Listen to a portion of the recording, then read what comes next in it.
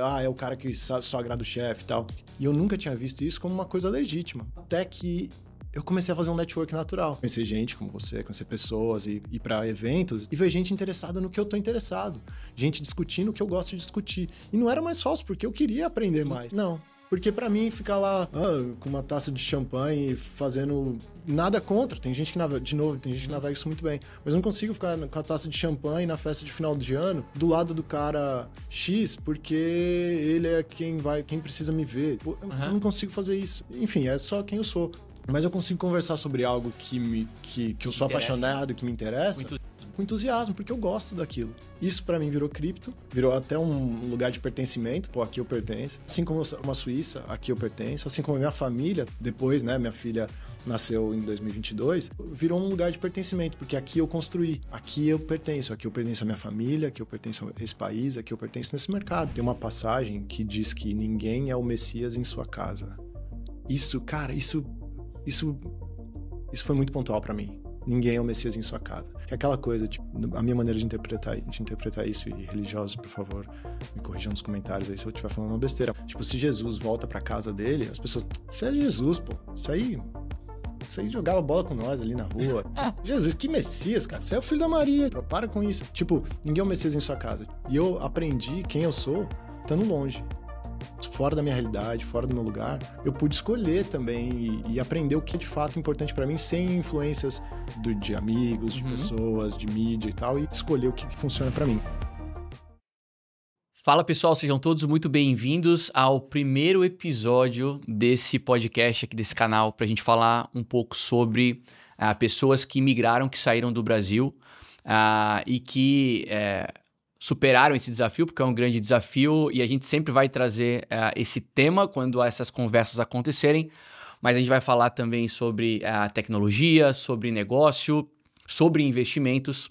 Então, esse é o primeiro episódio e eu espero que vocês curtam o conteúdo que vai ser criado nessa playlist dedicada a um assunto um pouco diferente, com uma dinâmica um pouco diferente, mas que eu tenho certeza que vai adicionar a vocês conhecimentos importantes. Para esse primeiro episódio, nós teremos um convidado muito bacana, um membro da comunidade do Zero Paralelo, que eu conheci pessoalmente já faz um tempo, num evento que aconteceu em Lisboa e que tem uma história de vida muito bacana. Vou conversar hoje com o Alan, que é filho de pais vindos do interior de São Paulo, nascido em Osasco. O Alan se formou em administração pela Mackenzie e iniciou a sua carreira em bancos privados. Vivenciou a mobilidade social pela educação, isso é muito legal, impulsionado pelo interesse no mercado financeiro, entrou no universo cripto, onde hoje ele atua em operações de fundo de hedge. Há 8 anos ele mora na Suíça. O Alan é pai e acredita que o que começou como uma busca profissional acabou se transformando também em um reencontro pessoal. Então, Alan, seja muito bem-vindo.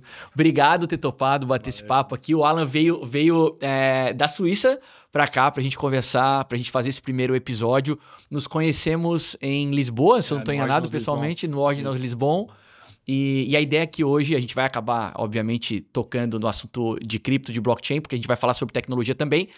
Mas o intuito principal é trazer para as pessoas um pouco da experiência das pessoas que migraram. Porque desde que eu me mudei para a Espanha, muita gente me pergunta como que foi isso, se deu certo, quais foram os principais desafios. E eu me senti animado para conversar com outras pessoas sobre esse mesmo assunto, porque às vezes as experiências que eu tive não foram exatamente as experiências que tu tivesse. Então eu queria que tu começasse te apresentando, contando um pouco da tua história, para depois a gente avançar em alguns temas que eu tenho certeza que são de interesse da galera que nos acompanha todos os dias. Seja muito bem-vindo. Valeu, João. Pô, obrigado. Um prazer, primeiramente. E muito legal ouvir esse fala pessoal, pessoalmente, que eu ouço esse negócio todo dia. Eu não sei se eu não tenho que mudar para esse quadro. Não, é legal. Virou seu fala pessoal. Cara, muito legal. Obrigado pelo convite, João. E é isso, né, cara? Muito legal. Eu me mudei para a Suíça em 2017. Tá. Mas esse é só o fim da história, né? Porque o começo da história... Que nem eu coloquei você falou aí na introdução, né? Eu sou nascido em Osasco, sou de um bairro bem simples, acho que para a maioria das pessoas. O Brasil é um país bem diverso, né? Mas é um bairro bem simples e hoje eu consigo ver isso, principalmente morando fora, eu consigo ver o tanto de coisa que foi complexa que eu passei, né? Mas eu nasci em Osasco, porque meus pais trabalhavam na época num banco privado, que tinha uma fundação, o banco, acho que posso falar, o Banco Sim. Bradesco. Tá. O Bradesco tem a Fundação Bradesco, que é uma escola para filhos de funcionários. É uma escola, na época eu não sabia, mas era uma escola muito boa. E era gratuita para os filhos de funcionários. Então, apesar do salário não ser tão bom na época, pelo menos meus pais tinham isso, né? Que era a escola para os filhos. E isso foi muito importante e eu só entendi a importância disso, óbvio. Acho que todo mundo é assim, né? A gente descobre a importância das coisas quando a gente fica mais velho. E naquela época, quando eu tava acho que na terceira série, a minha mãe, ela ia pro trabalho ouvindo a CBN. Você lembra da CBN? A rádio que toca notícia. Ainda existe. Ainda existe, né? Claro. Aí eu lembro que minha mãe falava muito do Heródoto. Heródoto Barbeiro? Esse cara. Ela, não, o Heródoto falou que era importante colocar os filhos para estudar inglês. Olha que papo, né? E eu na terceira série do primário. E ela me colocou... Terceira série do primário, lá de Osasco. Lá em Osasco. Pais bancários. Bancários que vieram do interior de São Paulo. Tá. Assim, família de agricultores. Não tô falando de grande agricultores. Tô falando do agricultor médio brasileiro que sofre geada por geada, enfim. Que é do interior de São Paulo, entende isso. Meus pais vieram buscando buscando melhores condições de trabalho, de vida, enfim. E acabaram encontrando isso, e se conheceram no Bradesco, enfim. Nasci dentro do Bradesco, cara. Tinha uma maternidade na época. Que legal. Eu nasci dentro do Bradesco. Que legal. Enfim. E aí, eu comecei a estudar inglês na terceira série do primário. E quando você começa um negócio muito pequeno, né? Você começa a se destacar. Porque eu comecei a entender muito bem inglês desde muito pequeno. Então, na escola... Em virtude do que o Heródoto Barbeiro falava Obrigado, quando a tua mãe ia Heródoto. trabalhar ouvindo a CBN. Exatamente. Tá. E aí, no fim das contas, cara, por causa disso, por estudar inglês muito cedo, comecei trabalhando no Bradesco, virei caixa do Bradesco. E... De banco, de agência? De banco, de agência. Lá na Vilhara, Grande Vilhara, 1221. E, cara, foi muito legal, foi uma experiência muito legal. Muito, muito, muito legal. Por olhar cliente, para entender... Quantos anos tu tinhas aí? Eu tinha 18 anos. Precisava trabalhar para poder fazer faculdade. Tá. Porque meus pais não tinham condições, né, de pagar a faculdade. Tá. E aí, trabalhando na agência, o legal é que a agência fechava às 4, eu corria para a faculdade, que eu tinha que cruzar Osasco para ir lá para Barueri, que fiz Mackenzie. Tinha que ir lá para Barueri e tal. Enfim, depois de tudo isso, eu comecei... teve um amigo que saiu, foi trabalhar numa área internacional de um banco concorrente. E ele me chamou, ele deu meu nome lá, falou, pô, esse cara conhece de inglês, conhece de Excel, conhece de tudo, chama ele pra cá. Qual foi o peso do inglês para essa indicação? Me contrataram só porque eu sabia inglês. Era para falar com clientes internacionais e tudo mais. Tá. E aí, cara, aí começou. Aí eu comecei a minha carreira no mercado financeiro. Que outro banco era esse? Era o Unibanco na época. Tá bom. E aí teve a fusão Unibanco-Itaú depois. Participei disso durante a crise de 2008 e tudo mais. Tá. Trabalhei no Itaú. Ajudei a fundar a fundar a área de controle de margens e garantias no Itaú, cara. Tá, mas peraí. No Bradesco, tu trabalhava numa agência. Uma agência, total. Quando tu foi pro Unibanco, foi pra agência também? Ou não? Tu já foi pra uma outra área. Então, tu já saiu das agências, né? De atender o varejo ali, para os escritórios ali. Eu trabalhava com derivativos. Foi ali que eu aprendi sobre derivativos. Tá. Que a gente... Acabei... Para quem é da comunidade talvez saiba, mas para quem não é da comunidade... Fica ligado. Mas para quem é da comunidade, eu dei algumas aulas de derivativos lá pra galera. Verdade. Pra galera... Acho que foi minha primeira interação com a comunidade, foi chegar para dessas aulas de derivativos. E foi onde eu aprendi. Foi lá em 2007, coisa assim. Tá. Aprendi sobre derivativos, swaps e tudo mais. Opções. E aí, por causa disso... Quantos anos que tu entrou no Unibanco? Desculpa. Tinha 20. Tá, então tu ficou uns 2 anos no Bradesco, aí Unibanco... Segue. E aí, lá no Unibanco, aprendi sobre derivativos. Por causa dessa experiência com derivativos, e derivativos foi uma virada de chave. Foi a cereja do bolo da crise de 2008, né? Foi por causa de derivativos. Verdade. Foram por dívidas repassadas e tudo mais, e, enfim... Por causa dessa questão e por causa do controle de margens, na época foi essencial, porque a gente chamou muita margem do Lehman Brothers antes da quebra, e eu criei esse controle de margem junto com um superintendente lá do banco, que falou, pô, você conhece de Excel? Senta aqui, ó. Você precisa fazer isso, isso e isso. Faz. E ele...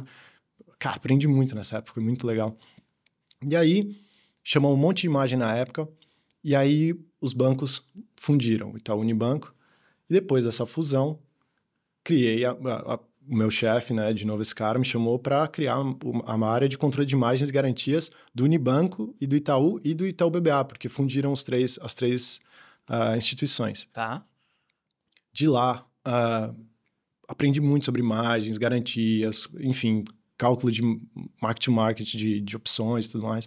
Então, era cálculo puro, era muito manual, não tinha sistema para as coisas. A gente criava tudo em planilha.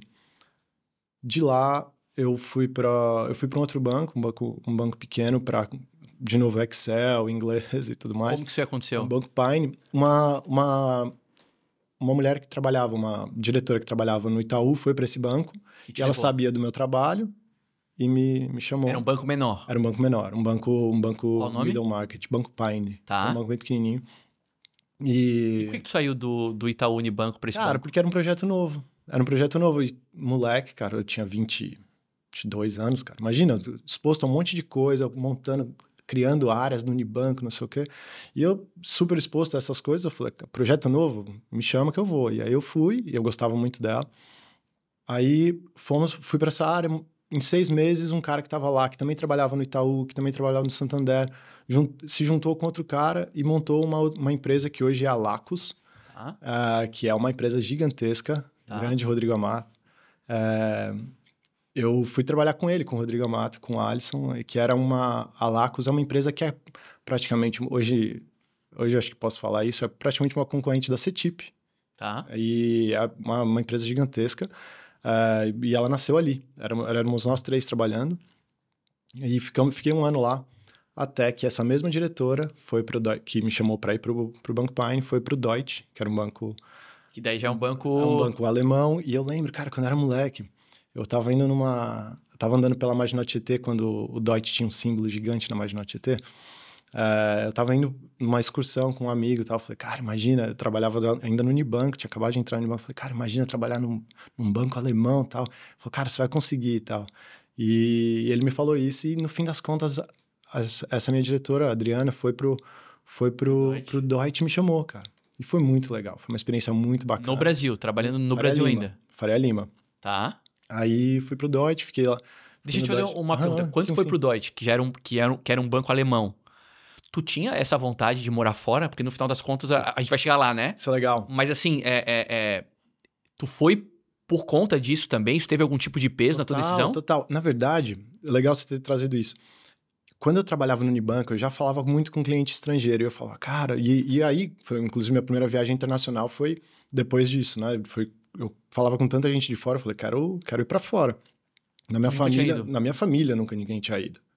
Assim, algo muito meus fora do pais alcance. não tinham passaporte. Meus pais nunca tiveram passaporte, pra você ter ideia. Então, eu fui o primeiro a ter passaporte na minha família. E aí, viajei e tal. E aí, eu ficava com essa coisa. Falava, cara, quero viajar pra fora. Quero morar fora. Quero morar fora. E eu sempre achava, um conceito que eu tinha, que eu precisava ir pelo sponsor da empresa. Tá. Mas, cara, tem sempre muito custo para a empresa. O Brasil é um país que o custo de manter um funcionário no Brasil não se compara com manter um funcionário em qualquer outro lugar do mundo. A não ser que você queira ir do Brasil para a Índia. Do Brasil para a Índia, porque são hubs de trabalho e principalmente de mão de obra barata, né? Então, a empresa não vai... É muito difícil tirar um funcionário ou quantidade de funcionários que gostaria de trabalhar fora do Brasil para ir trabalhar nos Estados Unidos ou para ir trabalhar na Europa. Então, eu tinha esse conceito de que eu tenho que ir pela empresa, a empresa tem que me bancar. E eu fiquei anos esperando isso acontecer, eu procurando essa oportunidade e não acontecia. E aí eu falei, pô, será que sou eu, né? Será que sou eu que não sou bom o suficiente para trabalhar fora? E, pô... Cara, engraçado que eu já passei por isso. Não é, cara? Não é? E eu fiquei, pô, será que eu não sou bom o suficiente? Será que eu deveria fazer alguma coisa? Aí você começa a estudar marketing pessoal. Pô, será que eu não tô falando o suficiente e tal? E sempre tentando e não rolou. E até que eu resolvi sair do Deutsche. Tá. E na época então tu foi pro Deutsche. Fui pro Deutsche. E aí ficou lá quanto tempo? 5 anos. Ficou 5 anos. 5 anos no Deutsche. Eu também me desenvolvi, aprendi coisas. Durante esse tempo, tinha expectativa de sair do Brasil. E o Deutsche tinha vários hubs de trabalho nos Estados Unidos, né? Tanto Nova York quanto Jacksonville. Então, inclusive, eu tenho vários amigos que trabalham lá hoje. E tu fez o que lá? E lá eu trabalhava era middle office. Então eu trabalhava no middle office de estruturação. Então é o seguinte, eu trabalhava para uma área de operações, mas eu ficava sentado na área de estruturação de derivativos. Tá. Então eu aprendi muito sobre... E aí, aqui que eu te conheci, estruturação de dívida. Uhum. Foi porque você falou numa live uma vez sobre estruturação de dívida, numa live do Kai, né, num domingo cripto. Eu falei, cara, esse cara tá falando a minha língua, mas eu acho que eu consigo adicionar para essa discussão. E aí que eu comecei a participar das tuas lives, eu entendi que você tava falando de coisas que não era só comprar o tokenzinho A ou B e fazer 100 vezes. Era uma conversa mais madura. E aqui, de novo... Praise pro Zero Paralelo. Deixa eu fazer uma observação sobre isso é importante. Só para... Pode ter alguém que está assistindo essa conversa aqui agora e não é de cripto. De cripto, né? claro. O cara tá querendo saber sobre morar fora, sobre o que a gente está conversando aqui.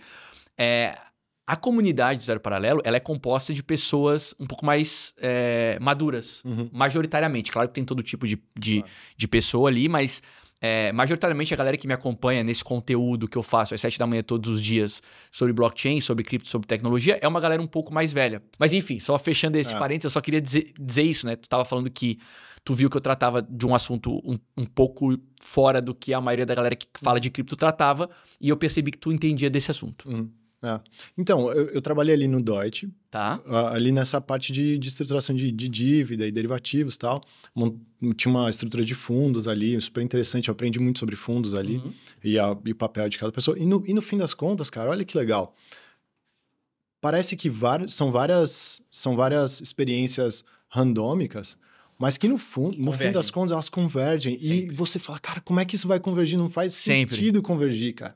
Não faz sentido. Mas vai. E converge. Em algum momento louco. vai. É muito louco isso, cara. Bom, foi o que aconteceu. Aí, ali em torno de 2015, eu saí do Deutsche. E eu falei, cara... Tudo isso morando em São Paulo? Morando em São Paulo, Faria Lima, saindo de... Ali eu já tinha uma mudança uma mudança social. Mobilidade social que tu chamou. Mobilidade social, saindo de Osasco e indo parar na Faria Lima. Mas eu não me encontrei muito bem na Faria Lima. Por N motivos, mas eu não me encontrei muito bem com aquele mercado.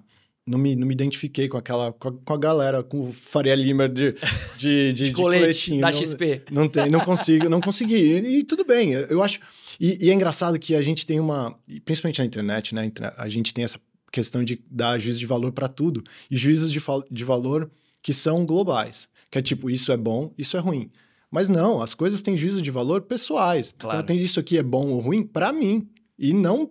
no geral. Né? Tem muita gente, cara, tem gente muito boa que navega muito bem esse caminho de Faria Lima. E, cara, e tá tudo bem, palma, tá tudo bem. Palma pra quem consegue navegar. E palma pra quem consegue navegar os caminhos de Osasco. Então, os caras do Flow, do Flow e do Podpah. Pô, galera de quebrada. Tá lá, navegando... Inovaram, fazendo público e fazendo pro público de quebrado o conteúdo deles. Então, cara, você sabe navegar... e funciona para você, da hora. Você não precisa sair da quebrada e ir para Faria Lima para ter ascensão. Você pode ter ascensão dentro do teu... Claro. Só que importante, e aqui que eu acho que acho que esse é a parte mais importante, é você saber o que funciona para você. Claro. Pô, e ter o privilégio de poder navegar e entender o que funciona para você e ter as ferramentas para isso, isso é maravilhoso. Então, acho que no fim das contas, morar fora foi um pouco sobre isso para mim. Que aí depois, toda essa história... Que tu não te conectava muito com a Faria Lima. Por uma falta de conexão com São Paulo, pô, 2013, né, teve aquele movimento Passe Livre, que o Brasil todo começou no movimento Passe Livre, né? Eu morava lá na época. Sim. Foi um pouco antes até. Foi antes, eu acho. Foi 2013. Eu morei em 2009 a 2011 lá. Foi logo depois, tem razão. Logo depois. Foi 2013 que teve esse movimento todo, que saiu o Brasil todo pra rua. E uma revolução no país. E todo mundo... Cara, eu lembro, velho. Eu lembro, porque eu morei em São Paulo. Isso vai estar nos nossos livros de história. Não, eu me lembro em São Paulo tem um jornal pela manhã que é o... SPTV. É alguma coisa assim.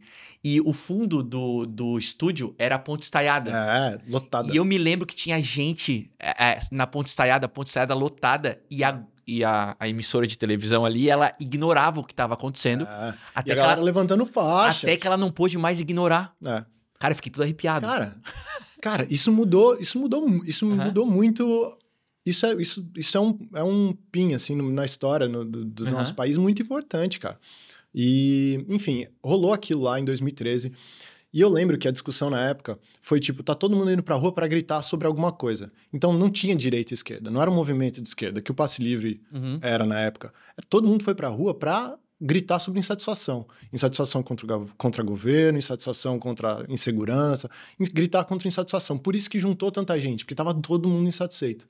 Não era um movimento de partido, não era um movimento que tinha canto, né?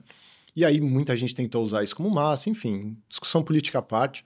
Ali eu comecei a pensar sobre essas coisas. Eu falei, cara, nosso país tá complicado. E tá complicado pra mim. Eu não tô conseguindo navegar aqui. Eu ando na rua com medo. Eu já vi você falar muito isso sobre morar fora, né? Pô, eu ando na rua com medo. Eu penso em criar filhos aqui. Eu gostaria de ter família. Eu não conhecia minha esposa na época, mas gostaria de ter uma família. Sempre quis ter filhos, sempre quis viver isso. E aí eu falei, cara, educação aqui, eu sei o quanto foi difícil pra mim vir parar onde eu tô e por causa de educação. E aí, beleza, eu vou criar filhos aqui, mas para criar filhos aqui eu preciso pagar uma escola privada. Se eu coloco meu filho numa escola que custa, sei lá... Privada é caríssimo. Super, sei lá, 3 conto por mês, 4 conto por mês. Ele vai ter acesso a um tipo de pessoa que talvez tem outros tipos de valores que não são os meus. Eu falei, cara, não tô me conectando, não tô conseguindo me ver mais aqui. Não te encaixavas mais. Não me encaixo mais aqui. E aí? E aí, cara, eu tenho uma prima maravilhosa que ela já morava na Itália. Tá. Na época, ela não tinha... Ela tinha visto... Enfim, ela trabalha... Inclusive, ela foi pro Globo Repórter uma vez. Enfim, eu tinha essa prima que ela trabalhava na Itália, em iate e tal, em veleiros. E ela tava procurando nossos antepassados italianos. Tá. E ela foi atrás disso por muitos anos e tal. E a gente sempre deu muito apoio para ela para fazer isso. E aí, no fim das contas, cara, um dia ela encontrou o documento você sabe esse nome, Antenato, que é o cara italiano que foi pro Brasil. O italiano que migrou pro Brasil. Que foi pro Brasil. E isso me despertou um interesse muito grande pela minha história, porque no fim das contas a história da minha família é a minha história, né? Para saber por que aquele cara... Pô, imagina o Brasil anos atrás, o que aquele cara passou, enfim, e ter esse privilégio que... Convenhamos, é um privilégio você poder ter o seu passaporte europeu. Na época foi enfim. E aí eu me interessei muito pela minha história, fui atrás de toda a documentação, levantei, acho que você passou por isso também. Esse processo.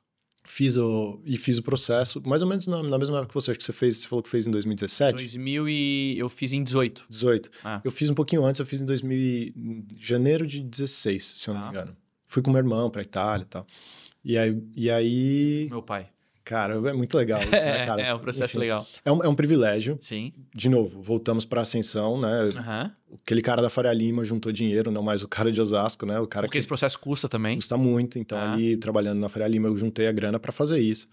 E fui parar na Itália, e aí saiu com o passaporte. 2016 foi um ano que eu tava zen, virei vegano. Ah, é? Cara, foi muito legal. Hoje é engraçado, né? Mas na época foi muito importante, cara. Eu comecei a fazer yoga... Saí de Faria Lima e falei, cara, preciso de um ano pra me entender aqui. Tu tirou, então, tipo, um ano sabático pra fazer essas coisas? Isso, Pra fazer o processo? No fim das contas, eu fui em janeiro de 2016 pra reconhecer a cidadania e tudo mais. E eu saí em meados de maio. Mas já tava avisando meu chefe, ó, tô saindo. Eu fico aqui, vamos desligar as coisas aqui, mas eu tô saindo. Quando puder, me manda. E aí, rolou. Em maio de sair. E aí... Foi pra Itália? Fui pra Itália em janeiro. Em maio saí do Deutsche, tirei um pouco mais de 6 meses. Nesses 6 meses, eu fiquei, tipo... Voltei pra casa dos meus pais. Eu já não tinha ficado na Itália, né? Fui só pra fazer a cidadania e voltei. Aí fui pra casa dos meus pais. Eu tava morando sozinho, voltei pra casa dos meus pais. Fui muito bem recebido, isso é muito importante. Ter o apoio da família nessa hora e tal. Voltei pra casa dos meus pais. Tipo...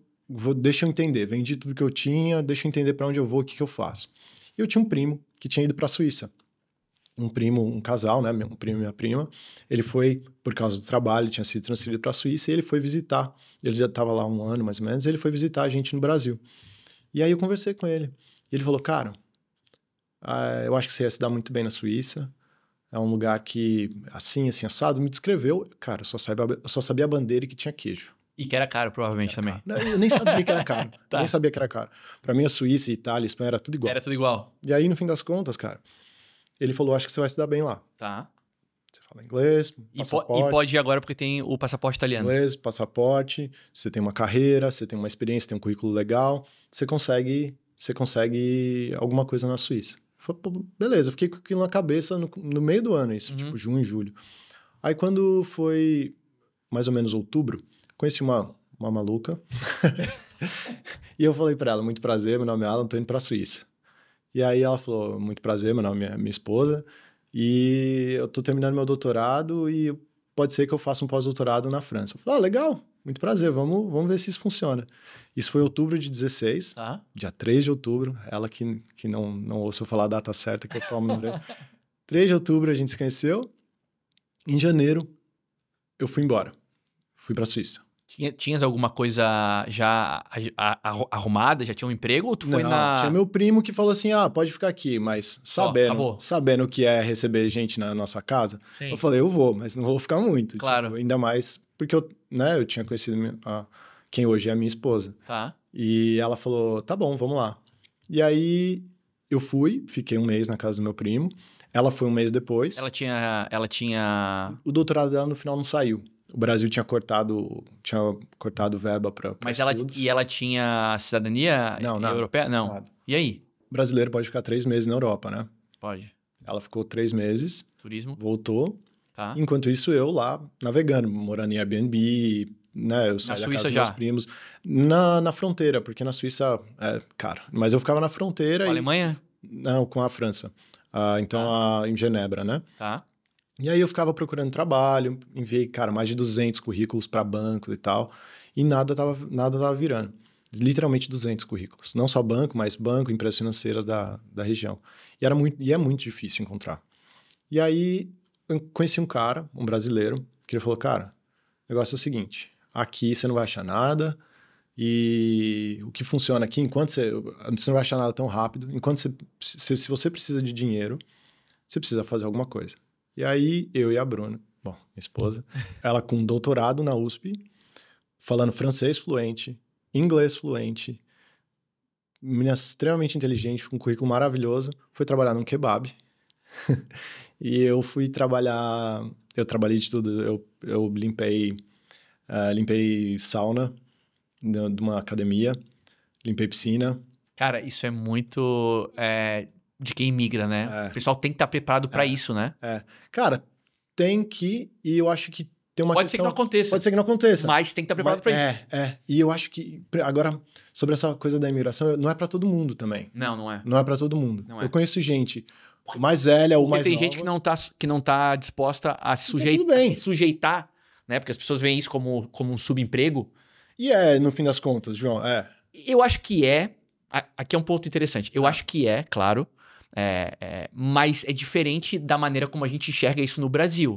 Né? No Brasil, talvez isso não seja visto como algo legítimo, assim. Talvez legítimo não seja a palavra. É que a gente faz parte no Brasil de um outro grupo. Uhum. A gente não é parte... A gente não saiu do Brasil sendo faxineiro. Uhum. Aqui que tá a questão. No Brasil, nós não trabalhamos em subemprego. E como nós somos de uma outra classe social... ascendemos socialmente, a gente olha para isso como tipo um subemprego. A gente fala, porque quem trabalha na base da sociedade mora onde no Brasil? Mora em Osasco, mora na favela, mora na quebrada. Passa por dificuldades, porque aqui, se você tem o básico, os básicos na Europa foram conquistados há muitos anos atrás. Uhum. Então, o básico aqui, você tem saúde, você tem educação, você tem segurança. É básico. Você trabalha muito. O cara que trabalha nesse tipo de emprego, ele tem tudo isso aqui. Porque as conquistas coletivas foram feitas há muitos anos atrás. Uhum. Por gerações e gerações atrás. E a Europa, não todos os países, mas em vários lugares da Europa, você tem essa base garantida. Então, no Brasil, a base não é garantida. E aqui, por isso que a gente tem essa diferença de visão no Brasil. Uhum. A gente não tem a base garantida. Se você tá na quebrada... É muito difícil, cara. Você não tem educação. No Brasil, você ainda tem o SUS, que bem ou mal funciona. Mas você não tem educação, você não tem segurança, nem classe média tem segurança, nem malemar rico, ninguém tem segurança no Brasil. Você tem que pagar e pagar caro por segurança, morar em condomínios, Carro carro blindado. blindado.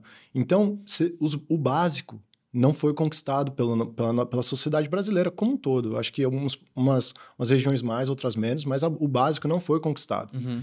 E aqui, quando a gente migra, a gente percebe o que é o básico, entendeu? E aí você vai trabalhar como faxineiro, você vai trabalhar na base da sociedade, você trabalha muito, é cansativo, é suado, é muito complicado, é muito difícil, mas você tem o básico garantido. Isso é a grande diferença. Então, se você está na sociedade brasileira, que você não tem o básico, e você muda para cá, você está... É um ganho enorme. É um ganho enorme. Agora, se você já tem algumas coisas no Brasil, por exemplo, você tem plano de saúde, blá, blá, blá, é difícil você comparar com aqui. É verdade. Porque no Brasil você já tem o básico quase que conquistado, não garantido, mas conquistado. E aí você muda para cá, que o básico é garantido, não conquistado. Pelo menos na minha... Não, concordo. E aí você chega razão. aqui e você fala, pô, é igual. Eu ser classe média lá ou ser a base da sociedade aqui é igual. Mas não é. Porque lá Bom você ponto. tem uma outra... Bom ponto. Entendeu? Tá. Pelo menos essa é a minha visão. Não, né? eu acho que tens razão. É. E aí, cara, quando cheguei aqui, foi muito cansativo, foi muito duro. Eu descobri a minha doença autoimune lá, eu tava trabalhando num restaurante. Eu fiquei trabalhando de novo falando da base, né? Eu fiquei trabalhando nessa base da sociedade de fevereiro até outubro. De 17. De 17. Tá. E conheci muita gente. E, cara, um enriquecimento ali não Cultural. foi financeiro, mas foi cultural enorme. Total. Conheci gente de outros países, gente com várias histórias diferentes, gente que veio de tudo que é canto, de todo jeito. E foi Todo tipo de foi história, animal. todo tipo de desafio. Não foi só beleza Aham. e esse enriquecimento, mas foi também muita Tá. batalha, né? Porque, enfim.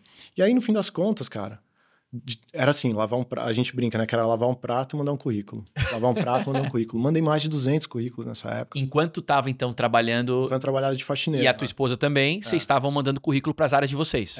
Isso. Que é o que tu... Cara, isso aí que tu estás falando é a vida do imigrante. É ou não é? Todo mundo que migra... Claro, existem pessoas que têm o privilégio, ou sorte, chamem como quiser, talvez um pouco de cada, de o cara emigrar e conseguir trabalhar na área dele. Mas não é a realidade da maioria das pessoas. Não é. Tá. Não é. E aí, cara, quando eu encontrei, aí eu já falei com a minha esposa, falei, ó, sai do seu trabalho, porque era um trabalho muito punk. Então, em algum momento, alguém te chamou. Alguém me chamou. E aí, nesse momento, tu falou pra tua esposa já sair do trabalho dela, sai do seu pra ela trabalho. poder se dedicar a tentar buscar E aí, uma posição na área dela. Nesse meio tempo, casamos também. Porque ela ficou 3 meses, voltou pro Brasil, ficou 3 meses. A gente ficou 3 meses separado. E aí, separado assim, né? Sim, Ela não separado geograficamente, emocionalmente, Sim. mas separados geograficamente. Aí ela voltou, a gente falou, vamos casar. Casei por procuração, essa é a fase essa coisa mais engraçada, que eu dei uma procuração pra minha mãe foi lá assinar o Tua mãe foi lá e casou por ti. Foi ela e a minha esposa, assim, total. Foi ela e a minha esposa casaram. Quando ela voltou, falou, oi, marido. Falei, nem sei quem você é. Tipo, a gente ficou de sacanagem. Mas, enfim, casamos. E aí, o que a gente falou, né? Qual é o motivo para um casal, para 2 pessoas casarem? É estar junto. Não é porque religião, pelo menos para mim, né? Tá. Na minha perspectiva. Tá bom.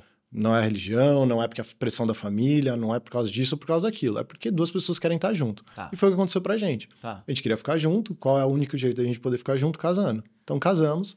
Ela Pra ela poder vir e ficar não ter legalmente. aquele limite dos 3 meses. Principalmente na Suíça, porque a Suíça, para quem não sabe, ela é um pouco diferente do resto da Europa. A Suíça, apesar de estar na Europa, ela não é parte da União Europeia. Então, você pode, como um europeu, você vai para a Suíça, você pode ficar 3 meses procurando trabalho, oficialmente, e se você arrumar trabalho, você ganha um visto. Senão, não. Senão, Tchau. Senão vai para a fronteira. Tchau. E é isso. E aí a gente conseguiu, eu consegui o visto e tal. Tá. Estendeu o visto para minha esposa. Tá, mas peraí, tá. Então tu casou, ela foi contigo, tá legal agora, tu falou que, ó, pode sair Que eu fiz. pra buscar. O que aconteceu pra ti? Porque tu falou que tu conseguiu, mas tu não contou o quê? Consegui um emprego num banco, Qual banco? JP Morgan. Como que isso aconteceu? JP Morgan, hein? Não é qualquer banco. Cara, porque eu, de novo, juntando as coisas do passado, né? Falava inglês, o JP, mesmo aqui na Suíça, só tinha estrangeiro. Só se comunica em inglês. E não precisava nem falar francês. E eu tinha experiência já com com operações, eu tinha experiência com... minha experiência do Deutsche Bank... Mas tu mandou um currículo e eles chamaram? Mandei currículo, LinkedIn, você entra no site lá dos caras. Aí entrou Isso é muito legal. Aí entrou numa entrevista e aí rolou. Cara, eu acho que pra mim, muita gente desacreditou enquanto eu falava, pô, tô procurando emprego no banco, que os caras, você tá sonhando, esse negócio de mandar coisa no LinkedIn não funciona. Cara, funciona. Então, tem um link, pra mim, né, agora, pra quem tá procurando emprego, pra quem quer imigrar e tal, tem um LinkedIn em inglês, muito, muito bem escrito. Hoje você tem ChatGPT que pode te ajudar com isso e tal. Palavras-chave. E não só focado no que você sabe, mas no que você pode fazer. Tá. Tem, por exemplo, na época a gente vai chegar ali, mas quando eu migrei para cripto, né, para trabalhar com cripto, eu tinha um monte de palavras de cripto no meu LinkedIn, porque eu tinha interesse naquilo, e eu sei disso, sei daquilo, conheço, posso conversar bem sobre isso.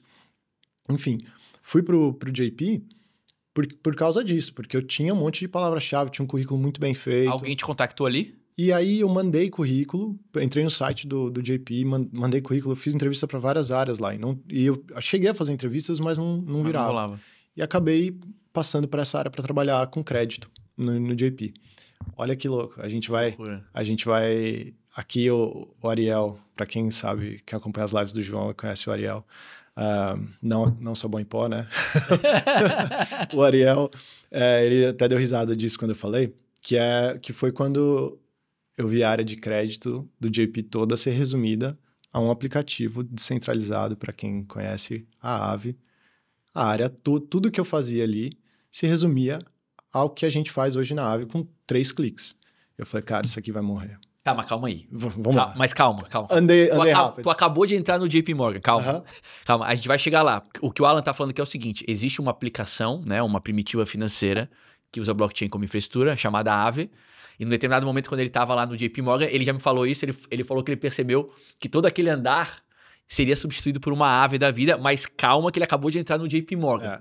Tá, isso foi em que ano? Tu falou que isso final de 17, outubro de 17. Final de 17. E com o que tu estavas trabalhando lá e o que essa mudança, essa entrada no JP te proporcionou na mudança para a Suíça? Total. Eu já estava morando lá, né, na Suíça, trabalhando ali. Só que mas trabalhando, lavando prato. Lavando prato, dividindo apartamento com esse outro brasileiro que, inclusive, falou, cara, você tem que lavar prato aqui, vamos lá. E ele, cara, foi muito importante isso para mim. Porque quem não tá sujeito a isso, às vezes ia ter que ir embora e não ia viver o que tu viveu. O dia que você for me visitar na Suíça, você vai ver. Quando você abre a porta da nossa casa, tem um envelope verde na porta. Aquele envelope verde tinha tudo que eu e minha esposa tínhamos de economias. E lá dentro tinha um papel, e tá o papel lá dentro até hoje, de qual era o nosso threshold. Tipo, se bater esse valor, é o valor da gente comprar passagem e ir embora. Então tinha dentro daquele envelope verde, e a gente anotava todas as despesas num papel. E se bater esse valor aqui nesse papel, a gente vai ter que ir embora. Porque não ia ter grana e ia se ferrar. Então foi primordial esse cara chegar e falar assim, bicho, enquanto tu não encontra o que a posição ideal pra ti, você vai lavar prato. E pra mim, eu só consegui lavar prato lá por tanto tempo, tipo por, sei lá, quase um ano, porque eu tinha isso em mente, sabe? Eu tinha essa questão. Tu sabia que aquilo era o meio pra tu alcançar o teu objetivo. Ou seja, vou me sujeitar a isso aqui porque eu tenho um objetivo no final das contas. É isso. E porque esse trampo é punk, cara. Esse trampo é punk. Quem trampa com isso, quem hoje mora fora e trampa com isso, sabe. O trampo é punk. O próprio Coleta conta muito sobre isso. O Coleta trabalhou com entrega de mercadoria há muito tempo. Pô, na minha família, o Caio trabalhou com entrega também, acho que no Canadá ou na Califórnia. É muito punk você ter isso pro resto. Tipo, você não ter... Você trabalhar com isso sem ter uma perspectiva. Uma perspectiva de saída. Mas tu tinhas a perspectiva. Ou seja, eu preciso fazer isso pra chegar lá. Se tu não tivesse te sujeitado a isso... talvez tu não teria a vida que tu tens hoje. Total. E aí, pra responder a sua pergunta, o que isso me proporcionou, né? Cara, trabalhar lá... No JP Morgan? No JP me proporcionou ascender socialmente, literalmente, né? Porque eu e minha esposa conseguiríamos viver só com o meu salário, que não era, comparado com os salários da Suíça, não era um salário Bom. Não era um salário fora da curva, não era. Mas pagava aluguel. Pagava aluguel, pagava as nossas contas, Comida. pagava comida. Na Suíça, o plano de saúde é privado, então e é caro, é uns 500 pau por mês. Por pessoa ou casal? Por pessoa, é caro. E 100 e pouco para minha filha. É caro. É caro. Então, assim, na Suíça, os números não fazem tanto sentido comparado com a Europa. Tipo, o que é 10 lá não é 10 aqui. Vou dar um... Só pra gente fazer uma comparação aqui, ele falou que é 500 dólares? Franco suíço. 500 francos suíços por pessoa, mais 100 e pouco pra filha. Aqui eu pago 250 pros 4. Ou seja, a Suíça é mais cara. É muito mais caro, é muito mais caro. O custo de vida é muito mais caro lá. Mas ela conseguiu procurar e encontrar uma coisa na área dela, que é a área de publicação científica. Tá. Ela, doutorado, né, que eu falei, ela trabalha hoje com publicação científica. Ou seja, tu conseguir te posicionar, fez com que ela pudesse se posicionar também.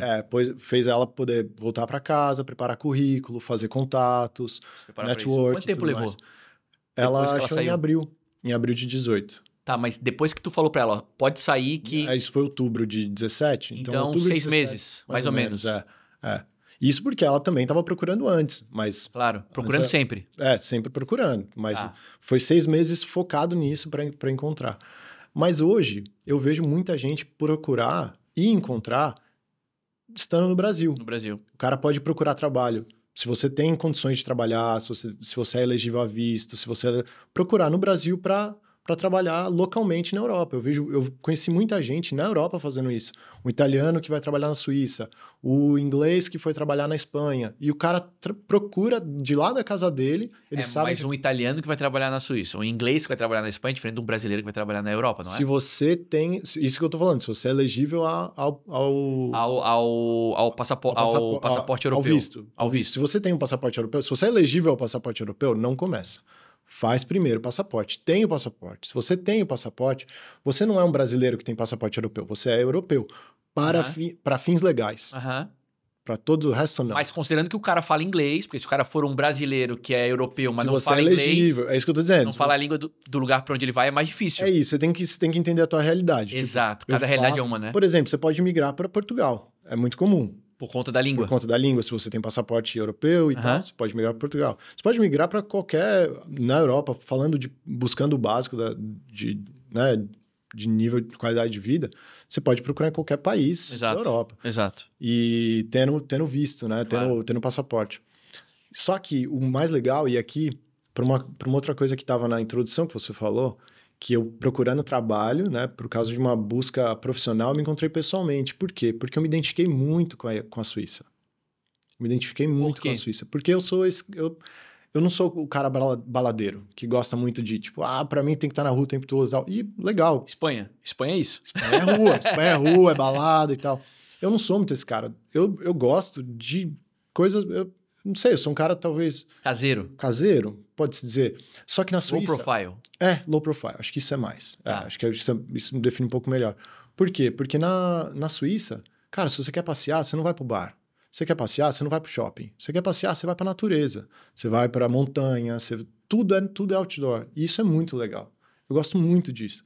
E inclusive, me fez sair mais de casa, né? Porque antes eu era um cara mais... Em Osasco, para ficar distante da violência urbana, meus pais me colocaram na frente de um videogame e boa sorte. Tipo, porque é isso, né? Eu tive muitos amigos... Para tirar da rua, para tirar do risco. Para tirar do risco, cara, eu morava num lugar bastante perigoso. Eu tive amigos, enfim, morreram. Um negócio punk mesmo, sabe? E para sair dessa violência, eu acho que muita gente se encontra nisso, você acaba ficando na frente do videogame. Foi o que funcionou para meus pais. Não estou dizendo que isso não teve, né, consequências no fim. Hoje, eu sinto consequências disso. Mas estar na Suíça me forçou a ir para fora, a ir para a rua, porque tudo é muito bonito. Eu estava te contando um pouco mais cedo que quando eu saio com os meus amigos, a gente não sai para sentar no bar, eu não bebo, mas a gente sai para sentar no bar.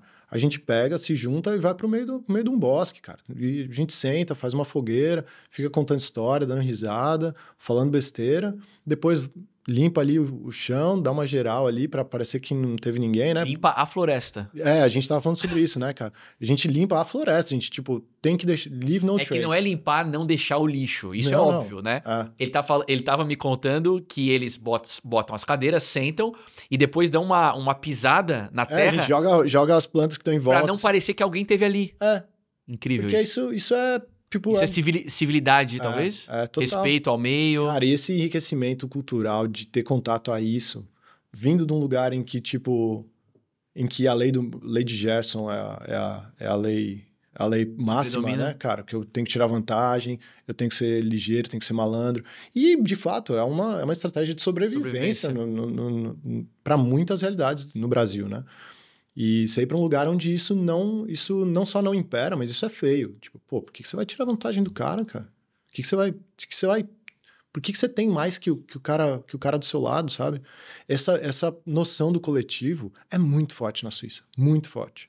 E eu me identifico muito com isso. Tá. E tem coisas que eu tive que aprender, e tem coisas que pô, não todo mundo tem. Não é o que eu tava falando, né? Não existe uma coisa universal para todo mundo. Né? Tipo, é bom ou ruim para todo mundo, mas funciona para mim. Sim. Quando eu fui embora, um grande amigo meu falou uma coisa... Embora do Brasil. Um grande amigo meu, o Marcos, ele falou para mim, estudou comigo no colégio e tal, ele falou, cara, vai, mas saiba que não tem paraíso na Terra. Não falou isso, na época eu fiquei, pô, o cara tá querendo me pôr para baixo e tal, e é uma pessoa muito querida, assim. Sim. Falei, pô, o cara me pôs para baixo, pô, será que ele não tá acreditando, né? Fiquei com aquilo na cabeça.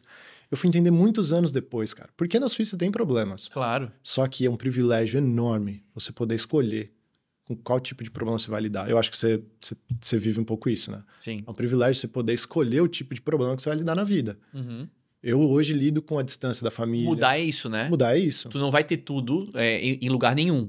Então, quando tu decide imigrar, tu vais, obviamente, em busca de melhorar a tua vida, mas tu vai deixar para trás algumas coisas que tu não vai ter nesse lugar, e no final das contas você botar na balança para tentar entender se é essa a decisão que tu queres tomar, né? É isso. Porque a família não vai junto, a família fica. Os amigos não vão junto, eles ficam. A cidade onde tu cresceu, às vezes, e que tu tens um apego emocional por aquele lugar, ele fica. Então, muita coisa fica. No final das contas, tu imigra e tu vai botar na balança e pensar, putz, beleza, tá. Eu tô melhor aqui ou estou melhor onde eu estava, né? E aí tu vai decidir se tu segue ou não.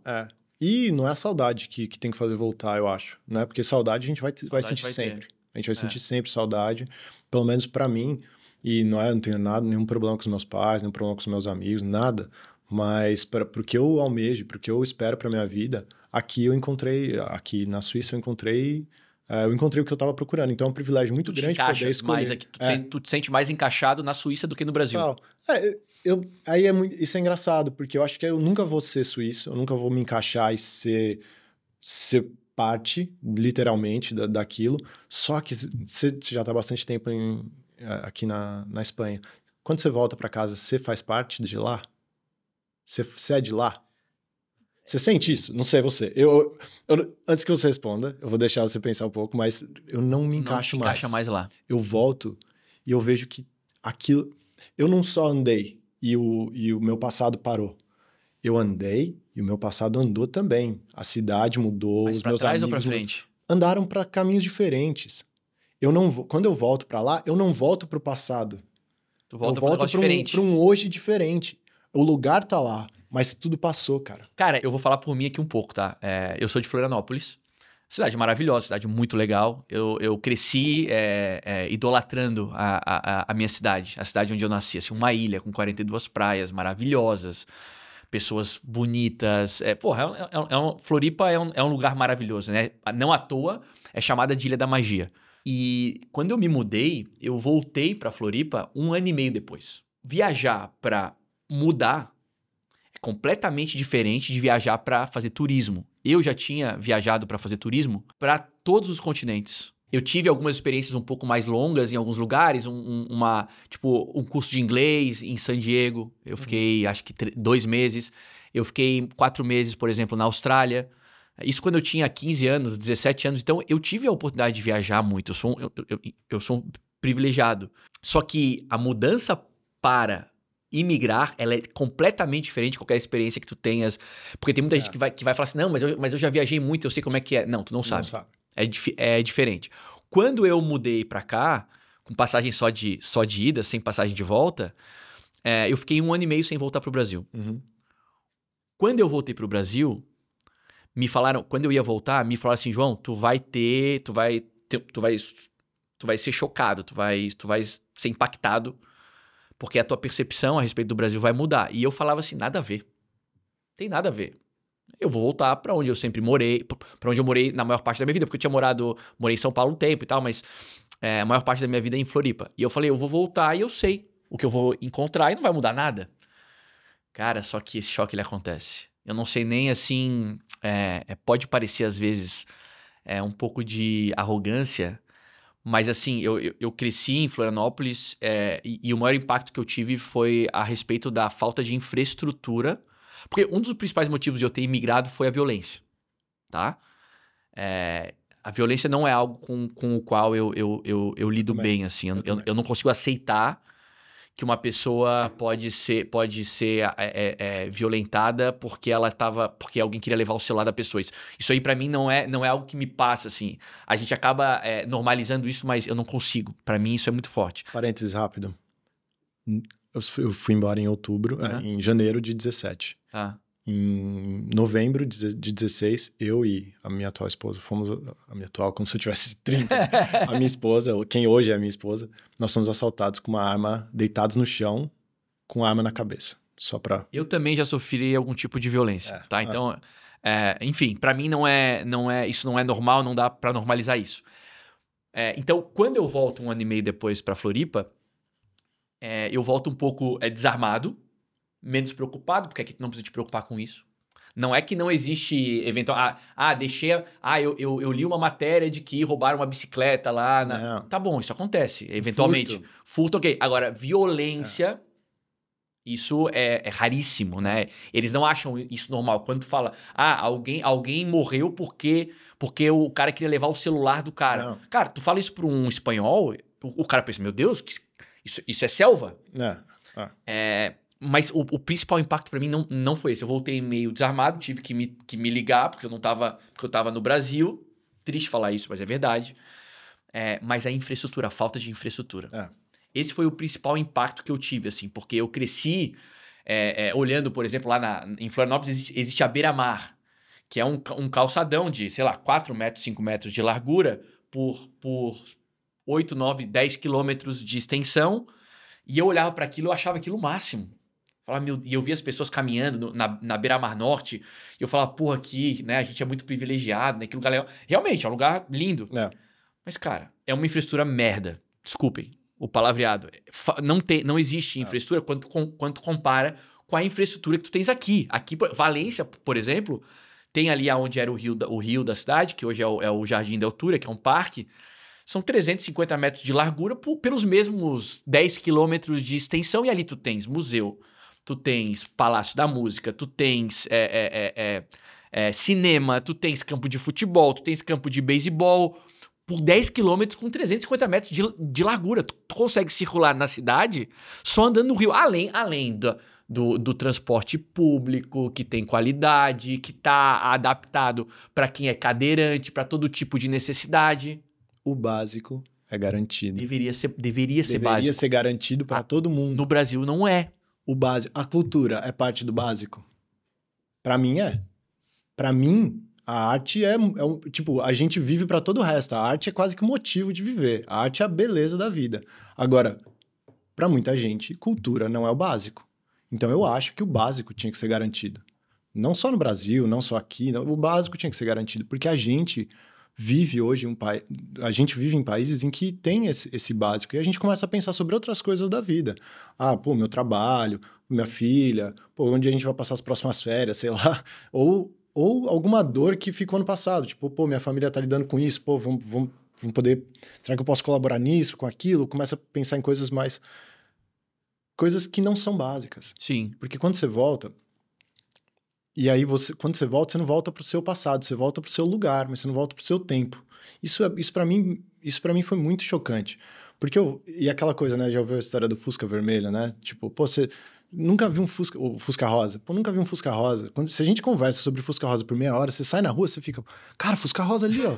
Sabe? Tipo, você consegue ver. Sim. Quando a gente vai para fora, né? Quando a gente mora fora, você começa a perceber outras coisas que você fala... Você percebe coisas que você nem sabia. E aí você volta pra lá e fala, peraí, ali não tem. pera ali não tem. Eu tava falando outro dia com a minha esposa, logo que a gente se mudou, a gente trabalhando nas empresas novas e tal, minha esposa às vezes foi pra um happy hour, voltando pra casa, falando no telefone. De madrugada. Lá, tipo, conversando aqui de vídeo comigo, 1h da manhã, andando no meio da rua, no centro da cidade. Fala isso no Brasil... Por que isso não é realidade? Deveria ser. Porque o básico não está garantido. Isso é muito chave, cara. Se você tem comida, educação e segurança, você tem tudo. Por que você precisa violentar o próximo, sabe? Tipo, por que você precisa de um celular que custa, sei lá, R$1.000, 2.000, nem sei se existe mais, né? Provavelmente inflação, não. Inflação compra Bitcoin. Aí, por causa da inflação, sei lá, um celular de R$5.000, e o cara vai repassar depois no mercado negro, sei lá, a 300 conto. Se o cara não precisa, sei lá, cara. É muita coisa. Não, mas peraí, ó. Vamos tentar dar um passo atrás pra gente voltar aqui. Tu tava contando que então a tua esposa pôde se recolocar porque tu te colocou no JP Morgan. E aí eu consegui pagar, pouquinho a pouquinho. Aí conseguiu mudar para um apartamento próprio. Alugar o nosso. Saúde privada já tinha, porque tem que ter, né? Obrigado. Na Suíça você não pode... Aqui também. Então tu já tinha saúde. Então tu começou a ajeitar as coisas, porque tu conseguiu te colocar... Conta em banco. Você tem que ter conta em banco, conta no teu nome, você poder pagar com cartão. Tá, e tu foi fazer o quê no JP Morgan? Trabalhar nessa área de crédito. A mesma área? Eu não era a mesma área. Era uma área operacional, agora com crédito. Eu nunca tinha trabalhado com crédito e aprendi um pouco mais. Eu tinha trabalhado sobre a parte de dívida nos fundos, né? A parte de estruturação de dívida, mas eu não trabalhava com crédito especificamente, né? Loan, empréstimo direto. E ali era empréstimo para ultra high net worth clients. Para pessoas com dinheiro. E quanto tempo que tu ficou trabalhando com isso? 5 anos. E o que isso te proporcionou? Bom... Na minha vida pessoal, eu consegui um pouco mais de estabilidade financeira para conseguir... Um pouco mais não, provavelmente bem mais, né? Bem mais, alguma, na verdade. De 0 para 1, de 0 para 1 é 100%, né? Claro. E aí, eu tinha uma estabilidade financeira, consegui começar a pensar em viajar, consegui pensar... Em quanto tempo que tu conseguiu começar a pensar em viajar, por exemplo, em desfrutar um pouco mais? Olha que engraçado, foi 1 ano. Tá. Pra gente falar assim, bom... Agora tem sofá, tem uma mesa com 3 cadeiras, ainda não tinha todas, mas a gente já tinha 3 cadeiras, a gente ia numa loja que dava para comprar cadeira por cadeira. Então, terminamos de pagar o cartão de crédito. Porque o negócio é o seguinte, para mobiliar a casa a gente teve que fazer dívida e tal, né? Terminamos de pagar o cartão de crédito. Isso foi em 2019. E a gente, 2019, janeiro de 2019, pagamos tudo. É isso a vida agora, né? Eu lembro, eu e minha esposa, a gente olhou um pro outro e falou, e aí, é isso a vida? Tipo, conquistamos, chegamos, né? Batemos, subimos no pico da montanha e, tipo, chegamos. E aí eu descobri minha doença autoimune em 2019. E aí foi uma outra batalha sobre doença e acessar a saúde na Suíça e tudo mais. Mas aí a gente já tava... Aí é uma questão pessoal, né? Mas navegar sozinho, uma doença longe de casa, uma doença autoimune. Isso é uma puta insegurança. Ficar doente fora de casa é uma puta insegurança. Rolou e bom, saúde privada, a gente não precisou pagar nada, assim como nos Estados Unidos você precisa, né? Nos Estados Unidos você paga, mesmo tendo plano de saúde, tem uma questão de coparticipação e tal. Na Suíça, não. Aqui também não. Pelo menos o plano que eu tenho, não. Tu paga o plano e aí é isso. Tem até um valor, tem uma coparticipação até um valor X, mas muito pequeno, que não impacta o orçamento familiar. E aí foi isso, e aí... Aí tu conseguiu... Então tu iniciou esse tratamento na Suíça e tá tudo bem? Eu faço o tratamento, é um tratamento meu, não é um tratamento médico. Eu conversei brevemente com você sobre isso, né? Não é um tratamento tradicional, é um tratamento alternativo, mas que desde 2019, estamos em 2025. Graças a Deus. Minha doença tá descansada, nunca mais ouvi falar dela. Bom. E que continue assim. E... Foi isso, aí passamos por pandemia lá, também foi outro... Trabalhando no JP Morgan. À distância, e aí foi em 2020 2021 que eu conheci a Aave, e aí migrei. Calma aí. Então tu entrou no JP Morgan em 2019. 2017. No final de 17, final de 17. Tá, e aí em 2020 e... 21. Tu conheceu cripto ou tu conheceu esse protocolo? Em 17 eu conheci um cara que me falou, eu falei, cara, eu preciso transferir uma grana do Brasil pra cá, o que eu faço? E imposto pra caramba, e declaro daqui, declaro dali, eu acho que é muito trampo. Ele falou, cara, por que você não compra Bitcoin? Eu falei, não, você tá maluco. Esse negócio que sobe e desce e tal, não. E aí, acabei não entrando. Tá. Acho que todo mundo tem a história de como perder o bonde a primeira vez. Em 17 isso? 17. Em que mês? Ah, não lembro. Tu vai lembrar? Foi começo de 17. Ah, então era um bom momento. Era um bom momento, Tá. Cara. Porque eu conheço muita gente que entrou no final de 17 e aí depois teve a queda de 18 e saiu do mercado. Então, é a história do IC, né? O IC, o IC não joga. O IC não joga, exato. Acho que todo mundo carrega isso. E aí eu conheci de falar, mas falei, não. Tá. Mas não fez nada com isso. Não fui para estudar. Só que em 2020 todo mundo tinha tempo, 2021 todo mundo tinha tempo. Em 20, mais ou menos, eu comecei a navegar o mercado por causa da pandemia. Eu vi a volatilidade, falei, não, pera, o que está acontecendo aqui? Aí fui sentar para estudar, entender um pouco melhor. E em 21, que eu fui entender DeFi, para quem está fora do mercado cripto, DeFi é finanças descentralizadas, né? Que não tem um órgão centralizador, não tem call center, né? Não tem login e senha. E quando eu fui entender DeFi, eu entendi a Aave, eu falei, cara, o que eu tô fazendo aqui não faz sentido. E ninguém na minha área, ninguém na área toda conhecia, a gente não precisa focar na conversa cripto aqui para não estender muito, mas ninguém entendia o que estava acontecendo ali, e eu falei, cara, eu acho que tem alguma coisa acontecendo. Ou seja, tu tavas num grande banco e tu conheceu uma dessas aplicações, nesse caso a Aave, e tu percebeu que aquilo era o futuro e que aquilo ia provavelmente acabar com a área em que tu estavas trabalhando, ou enfim, ou ela seria transformada. Né? Eu acho que no futuro ainda vai, mas hoje, obviamente... Ainda ela está sendo transformada hoje, né? Está sendo transformada, sim. E assim como o cripto está transformando as finanças, né? Enfim. E aí tu te acende uma luz e tu pensa assim, isso, eu preciso dar o próximo passo. É isso. Eu falei, cara, eu entendo de finanças. Só que aí, uma coisa, quando eu migrei. Quando eu conheci a comunidade, as primeiras conversas que a gente teve, inclusive no canal do Discord e tal, eu conversava muito sobre, tipo, cara, alguém sabe o que eu posso fazer? Porque eu conheço disso. Eu lembro disso. E se alguém sabe em que eu posso trabalhar? E eu lembro que a gente teve até conversas assim. E eu falei, cara, eu preciso muito ir para isso. Mas eu só consigo ver gente falando, tipo, eu só consigo ver trabalho de gente falando de moedinha. Compra aqui, vende ali. Especulação. E ninguém falando de negócios. E isso foi um diferencial muito grande que eu encontrei na comunidade. Tem gente falando de trabalho, de negócios, de desenvolvimento. E foi ali que eu falei, pô, acho que é por aqui.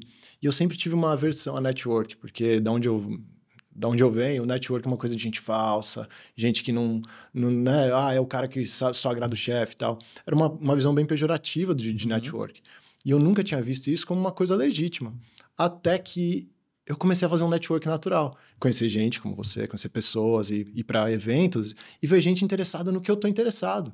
Gente discutindo o que eu gosto de discutir. E não era mais falso, porque eu queria aprender mais. Tu não conseguia trocar ideia sobre esse assunto? Eu não conseguia trabalhar... JP Morgan? Não. Porque para mim, ficar lá com uma taça de champanhe fazendo... Nada contra. Tem gente que navega... De novo, tem gente que navega isso muito bem. Mas eu não consigo ficar com a taça de champanhe na festa de final de ano do lado do cara X, porque ele é quem precisa me ver. Tipo, eu não consigo fazer isso. Enfim, é só quem eu sou. Mas eu consigo conversar sobre algo que eu sou apaixonado, que me interessa. Com entusiasmo. Com entusiasmo, porque eu gosto daquilo. Isso para mim virou cripto, virou até um lugar de pertencimento, né? Pô, aqui eu pertenço. Assim como a Suíça, aqui eu pertenço. Assim como a minha família, depois, né? Minha filha nasceu em 2022, virou um lugar de pertencimento, porque aqui eu construí, aqui eu pertenço à minha família, aqui eu pertenço a esse país, aqui eu pertenço nesse mercado. E agora... Se fosse, então, te encontrando. Primeiro tu fez uma mudança de...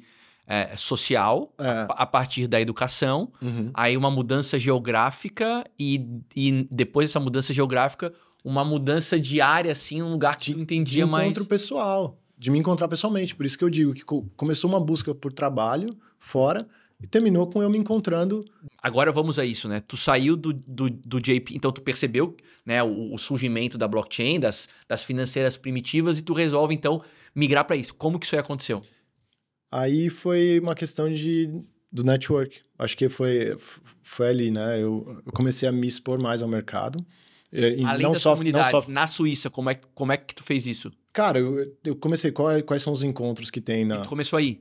Encontro, tem o Crypto Mondays na Suíça. Inclusive, se você tá me ouvindo da Suíça, a cada 2 quintas-feiras. 2 segundas-feiras, Crypto Mondays, vamos lá. E eu comecei a participar, comecei a conhecer Eram encontros presenciais? Presenciais, de gente de todo dentro de cripto, acho que você sabe, né? Eu acho não. Na verdade, aprendi muito com você, mas tem gente de todo que é tipo. Tem o cara do DeFi, o cara que provê liquidez, o cara que investe, o cara da memecoin, o cara das NFTs, tem o desenvolvedor, RWA, tem o cara de tem gente de todo jeito. E aprendendo mais sobre esse mercado, sobre isso, eu comecei a me encontrar. Eu falei, eu acho que eu me identifico mais com essa galera aqui. Eu acho que eu falo a língua daquele cara que veio dali. E aí eu comecei a colocar isso no meu currículo. Eu falei, quanto mais você se conhece e conhece o mercado que você quer se inserir, mais você sabe para onde ir. E eu comecei a colocar essas, não só palavras-chave no currículo, mas acho que no fim, para onde eu vou chegar é o que valeu, porque um headhunter me encontrou. Onde? No LinkedIn? Tá. No LinkedIn com essas palavras-chave. Eu tava lá, eu entendo de DeFi, entendo de blockchain, entendo de... Enfim, coloquei palavras-chave. Moro na Suíça. Moro na Suíça e você se apresenta como essa pessoa. Eu sou de finanças tradicionais, conheço muito e tenho interesse nessa área. E aí acabei, autodidata, conhecendo muito sobre cripto. E aí um headhunter me chamou. O headhunter é um profissional de RH que procura profissionais para atender aos clientes dele. E aí esse cara me encontrou, tivemos várias conversas, foram 8 entrevistas entre ele e a empresa. Eu fui parar numa empresa, num fundo de investimentos que investe em cripto tem um viés de investimento, investimos em empresas assim assado, né, em criptos que tem basicamente cripto de fundamentos e tal, né? E eu trouxe a minha experiência com finanças tradicionais para dentro de operações desse fundo de investimentos. Então, casou a fome com a vontade de comer e é onde tu tá hoje? É onde eu tô hoje, E tu tá feliz, tá sendo bacana? Qual tu acha que é um próximo passo? Pergunta difícil, né? É muito difícil. Não sei. Por hora tu tá focado nisso e não tem... Eu tô feliz onde eu tô hoje. Eu acho que eu quero migrar dentro do próprio fundo. Eu acho que tem outros papéis que eu quero exercer ali dentro. E eu acho que é meio que por aí. Eu quero migrar dentro do próprio fundo, ou então outros fundos. Eu tô aprendendo muito sobre esse mercado de VCs, porque o fundo tem esse chapéu também, né, de VC, investir em projeto seed e tal, né, em fase seed. Então, é muito interessante, estou aprendendo muito sobre isso, estou conhecendo gente muito interessante, gente que conhece muito mais do que eu. E isso está me motivando por agora. E tô bastante contente com isso. Tu não tens, então, ainda, é claro, um próximo passo é focar nisso. Não tô com a ideia de, eu quero montar isso, eu quero fazer aquilo, mas conhecendo bastante gente, muita ideia. E isso nunca tinha me ocorrido. Eu conheço gente com muita ideia, eu acho que você passa por isso também, né? Você conhece gente muito diferente que, de repente, te clica um negócio e fala, cara, putz, isso aqui é um business. Claro. Vamos sentar, vamos conversar mais sobre isso? E aí você tem uma conversa, você tem outra conversa, de repente vocês estão se encontrando há um mês e você já tem um plano na cabeça. E isso está acontecendo, pouco a pouco. Então, esses networks eu tô chamando de network para dar um nome a esses contatos e essa busca, né? Mas esse network tem criado essas oportunidades, por enquanto virtuais, mas quem sabe um dia... Legal.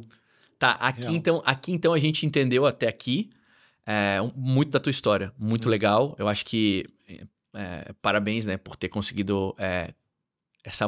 Tu falou em mobilidade, eu acho que é isso mesmo, né? Ou seja, tu sai de uma situação que muitos acham que não é possível sair, né? E aí tu mudou tu investiu na tua educação, aprendendo inglês, tu mudou de país, o inglês te permitiu isso, e tu foi, na minha opinião, evoluindo dentro desse negócio que é o mundo financeiro, e hoje trabalha num fundo de cripto na Suíça. Saiu de Osasco para um fundo de cripto na Suíça.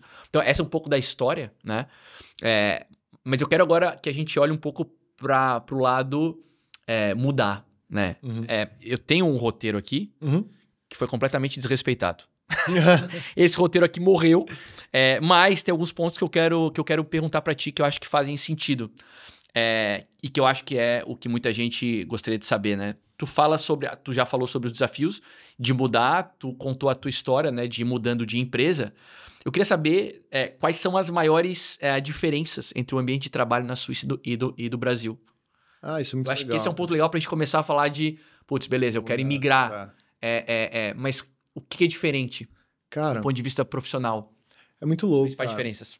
É muito louco. Trabalhando com pessoas de culturas diferentes, tem muita diferença. E aí, às vezes, saber que um feedback, por exemplo, direto, não significa grosseria. Isso é interessante, porque aqui é igual. Um feedback direto, alguém O brasileiro, ele dá muita volta, né? Ninguém te fala não. O cara pra te falar uma coisa, ele dá uma volta. No final, aquela coisa parece até um elogio. João, vamos pro aniversário da minha filha lá, traz suas filhas, vamos pro aniversário da minha filha. Você fala, putz, adoraria, as meninas adoram, você sabe que a gente adora. Que alguém ficou doente. Mas pode ser que alguém ficou doente, mas você vai pra um... Não, mas é aqui, se dá uma volta enorme, e de repente você chega pro final e fala, cara, me desculpa, você faz até uma cara, né? A expressão corporal fala, cara, me desculpa, não vou conseguir. E você mostra aquela tristeza por não poder ir. A pessoa fala, cara, não posso, tenho compromisso. Ou então não quero hoje. Ou então não quero. Vamos deixar pra outra, mas não quero. Hoje. Cara, vamos semana que vem. Hoje eu não tô afim. Isso é difícil, não é fácil. Pro brasileiro é grosseiro, né? E não é todo mundo que consegue se adaptar a isso. Também tem isso. Tá. Eu não tô dizendo que foi fácil. E no trabalho é assim também, né? No trabalho é assim também. No trabalho, feedback bastante direto. E no fim das contas, cara, e tem o bloqueio da língua também. Por mais que eu acho que eu falo inglês relativamente bem. Relativamente bem, eu sou outra pessoa falando outra língua, entendeu? Tem essa mudança. Tipo, eu vi um vídeo de uma mulher uma vez, ela falando, cara, eu sou estrangeira aqui, você nunca vai me ouvir o quanto eu sou interessante na minha língua materna. E a mulher, tipo, falando isso meio que encarando, meio que uma outra pessoa que tava subjugando ela. Ela falou, cara, você nunca vai entender. Você nunca vai entender o que é isso. Tipo, isso é um pouco disso também. Muda sabe? o tom. Muda o tom. Muda o tom e muda a maneira como tu fala. Total. Vou te dar um exemplo aqui. Acho que espanhol talvez. Espanhol também. Essa coisa de ser direto, eu acho que é do europeu. Não posso falar por todos, mas eu acho que é do europeu. Eu acho que o brasileiro é diferente. Exatamente. Não é todo mundo que é diferente da gente. A gente é diferente do resto. Todo mundo. Exato. E aí existem algumas questões de algumas palavras também. Por exemplo, eu me lembro que quando a gente mudou pra cá, os meus filhos estranhavam muito o passa-passa. Passa-passa em espanhol vai. Uhum. Se tu falar isso em português, passa. É tipo cachorro, né? Meu Deus do céu, que grosseria. E aqui não, aqui pode passar. Uhum. Pode ir, pode vir, pode ir. Não é uma... Então, existem essas diferenças nas palavras que te fazem parecer grosseiro ou intelectual demais. Uhum. E é só uma diferença na maneira como as palavras são usadas, mas existe também essa coisa da comunicação direta, de não ficar dando volta para falar algo. De não ficar fazendo onda, né? Eu posso falar pelo espanhol, o espanhol é muito direto. Uhum. Né? Se ele tem que te dar um feedback, ele vai te dar o feedback direto, ele não vai ficar enfeitando a boneca para poder te falar alguma coisa. Qual que é o impacto disso no trabalho? Cara, o cara tem que se adaptar a isso, né? O cara tem que se adaptar a isso. Se não se adaptar, é um problema. O cara tem que se adaptar a isso. Eu acho que a adaptação é a palavra-chave em todos os sentidos. E entender que as coisas não são necessariamente ofensas. Você tem que entender... É um exercício de empatia muito forte, cara. De você olhar pro outro e falar, da onde vem aquilo? Sabe? E não é fácil navegar isso. Não é fácil navegar isso. E por vezes a gente se pergunta... Eu me pergunto até hoje, estando há 8 anos lá, ambientes de trabalho diferentes, até hoje eu me pergunto, de onde tá vindo isso, sabe? E eu tenho que fazer um acesso... eu tenho que olhar para isso de uma maneira ativa, não tá natural. Uhum. Não tá natural, eu preciso... Pera, tá... Porque no final das contas, tu é brasileiro. E tu precisa te adaptar. É isso. E, cara, e uma outra diferença que eu acho que da Faria Lima, né? Porque da onde a maior parte da minha carreira aconteceu pra cá, eu vejo que na Faria Lima tinha uma questão muito forte de status. Uma questão de status do carro que você dirige, da roupa que você usa, do relógio, os lugares que você frequenta, o clube de não sei o quê. Tinha muito uma questão de status. Pelo menos na minha realidade, talvez, eu tenho certeza que a Suíça tem muito isso também. Uma Enfim. questão de identificação, né? Ou seja, há uma identificação a partir de algo que alguém está usando. Sim. Isso pode te Acho ajudar a que isso é fechar um humano. negócio, por exemplo. Eu acho que isso é humano, mas eu acho que eu não vi isso tão forçado no meu ambiente de trabalho ou na minha realidade ali onde eu me... Mas existe alguma coisa na tua realidade? Porque, tá, a Suíça é o país dos relógios, né? Existe alguma coisa na Suíça que tem esse papel, por exemplo, na relação entre as pessoas? Algum bem que faz tu te... Isso aqui... Não bem. Na minha realidade não é um bem. Mas é pessoas, por exemplo, que se encontram para fazer uma hike, para fazer uma trilha. Ou seja, é o estilo de vida. É uma distinção por estilo de vida. A gente distingue quem tá mais próximo ou não pelo relógio que você tem, mas pelo que você gosta. E é tipo, o que você gosta de fazer? Você gosta de... não sei o quê, vamos lá, você gosta de vinho? Tem uma vinícola legal, vamos visitar a vinícola. E as pessoas começam a se juntar assim, meio que uma coisa mais humana, mais natural, pelo menos na minha realidade, não tô dizendo que não existe. Menos artificial, mais natural. Não tô dizendo que isso não existe, pelo contrário, isso existe, só existe uma alternativa a isso e essa é a alternativa que eu encontrei. Tá. Né? Tá, eu quero fazer um bate-bola contigo rápido aqui sobre Suíça. Sugestão do ChatGPT, tá? Jogo verdade ou mito. Então, algumas frases que são tidas como verdade e que, eventualmente, para quem mora lá, pode não ser verdade e as pessoas podem descobrir isso. Posso, Pode. Antes das respostas, o que eu posso responder é a minha experiência. Tá bom. Lembrando que eu não respondo verdades, eu respondo a minha experiência. A minha experiência é só minha e o meu vizinho pode ter outra. Só... Boa. Só fazendo esse prefácio. Bom adendo. Na Suíça, todo mundo é pontual. É verdade? Sim, total. É mesmo? Mesmo. Porque aqui não. Mesmo. Na Espanha não. Mesmo. O trem, 1 minuto atrasado. Não, aqui... O trem 1 minuto atrasado. Não, peraí. Aqui também. O trem chega na hora, o ônibus... Não, eu tô falando assim, marcamos uma reunião. Sim. São pontuais? Sim. Aqui não são. E não só o suíço, tá? O estrangeiro na Suíça é pontual. Porque tem que ser. Porque tem que ser. Porque senão tá lascado. Tem que ser. Sim, todo mundo é muito pontual como regra. Tá. Como brasileiro isso é difícil pra mim. Pra minha esposa não, minha esposa tá meia hora antes. Mas pra mim... É mesmo? Eu sou... Eu sou chato com pontualidade. Eu sou pontual. Eu não sei de onde não? veio isso. Tu precisou te adaptar. Eu me adaptei? Precisei me adaptar. Mas não era natural de ti. Não é natural. A festa começa às 7, se eu chegar às 8 horas... Não, festa ok, mas Não, mas mesmo... Opa, pera, calma. A gente tá falando pontualidade assim também. Em tudo. Marcou um jantar meio... em casa, por exemplo, se 8 horas, as às 8 pessoas horas. chegam às 7. Se às 8, chega às 8. Eu não tenho que ficar fazendo... Tipo, tá todo mundo esperando só o Belezo chegar pra gente servir. Não, tá marcado às 7, todo mundo lá às 7. Tá certo. É o país mais caro do mundo? Um dos, eu acho, estatisticamente falando, é um dos. Se não é o mais caro, fica entre ele, Liechtenstein... Mas é um dos mais caros. E acho que Dubai, ou coisa assim, mas é muito, muito caro. Muito caro. O brasileiro não consegue se integrar bem. Verdade ou mito? Depende do brasileiro. Via de regra. Tu conseguiu, por exemplo, mas a regra é... Consegue ou não consegue? Porque o brasileiro é um povo capaz de se adaptar, via de regra, eu acho. Mas a Suíça é uma cultura bastante diferente. Mas eu conheço muitos brasileiros que, tipo, não, eu preciso de... Tu conhece muita gente que foi embora de lá? Muito brasileiro? Muito? Não muito, conheço alguns. Conheço alguns que chegaram, tipo, putz, isso aqui não é pra mim e foram embora. Aqui, por exemplo, eu quase não vejo isso acontecer. Porque a galera se adapta fácil. Aqui... Porque aqui aqui é festa, muito próximo da nossa cultura. Então talvez seja a verdade. Talvez seja a verdade. Mas... talvez seja a verdade.